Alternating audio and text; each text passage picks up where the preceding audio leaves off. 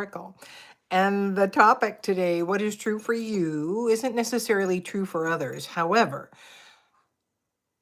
illustrated by I'm able to do this reading on YouTube, could not do it on Facebook yet. I kept having connection issues. Apparently, that's not an issue on YouTube. What is true for them is not really true for others. What is true for you, what is true for them, it is yours and yours alone. That is why, screaming out your beliefs and what you feel other people ought to be doing is kind of pointless energy. And it ends up being more of what it is most of us don't want more of, which is dissension and orneriness and less than loveliness. So what does that look like? Well, the first bit of guidance is observe in silence. Kind of keep your own counsel. Take it in, figure out how it sets with you, and let it be. Had a friend post a few weeks ago that anybody that did not believe like her about this subject just needed to leave her page. Well, I don't believe the same way as her. I know she's an amazing person, and we see things very differently.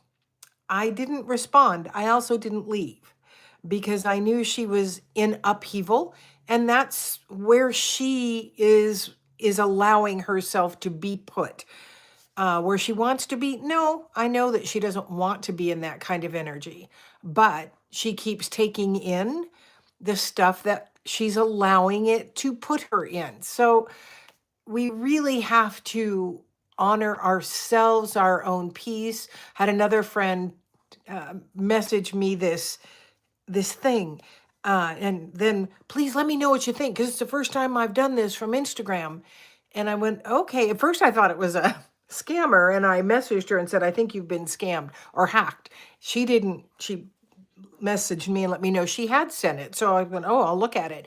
It was a political thing, and I immediately stopped and then messaged her and said, I no longer look at these types of things because they take me out of my balance, my peace, my ease. And there is not one thing I can do about that situation. And so we must keep our own counsel. Stay strong. Your belief is your belief. You can listen to the others, certainly allow them theirs, because their history is different. How they walk in the world is different. What they came to do is different. But don't take offense at it. And if, a continual path from this person to you is that, then pull away. You must stay strong in yourself. You must work on yourself, heal yourself, adjust yourself, continually evaluate yourself. You can't do all the others out there. It's not your job. Your job is to do your work, your healing, your growth, because that's what you came to do. And your path, your work, your passion is your path.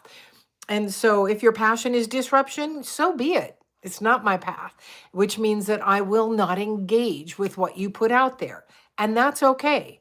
But if it keeps you from being in your own strength and balanced and at peace inside and in equilibrium, then you want to rethink it, because it is something here. You need to know your fears, because when we react and lash out and all of that, it is from a place of fear and pain. People are always reacting from their own pain. Has nothing to do with you. You may have triggered something in them, but it doesn't have anything to do with you. If you intentionally went after them, then I'm sure it does. But when you've spoken your truth, and when they can't handle that, it's not for you to fix. We can't fix others. We can't do their work. We can't be for others what they won't be for themselves. So what is true for you today in all of this? You are the one, everything out there. I just recently went through what seemed like a cold, and it presented weirdly, and then I journeyed with it for 3 days weirdly, and then it left. Then I knew it wasn't a cold, it was a purge. And it was a time for me to get rid of something. And I did. I mean, nothing physical ever started physically. That doesn't mean, a cold is something within the body that is manifesting, coming up for our understanding. Um, and sometimes it's allowed in to take a time off, take time out to rest, relax, because you wouldn't let yourself any other way. I go always to what is true in the energy here of whatever it is that's going on physically with myself or my clients. So observe things in silence, keep your own counsel, stay strong, and know what you are fearing. That's come up for me big time in the revelation that freedom is really what I want in life for myself and always have. And yet I've placed myself in all kinds of restrictive boxes. Society has put me there as well, but I allowed it for my growth and understanding.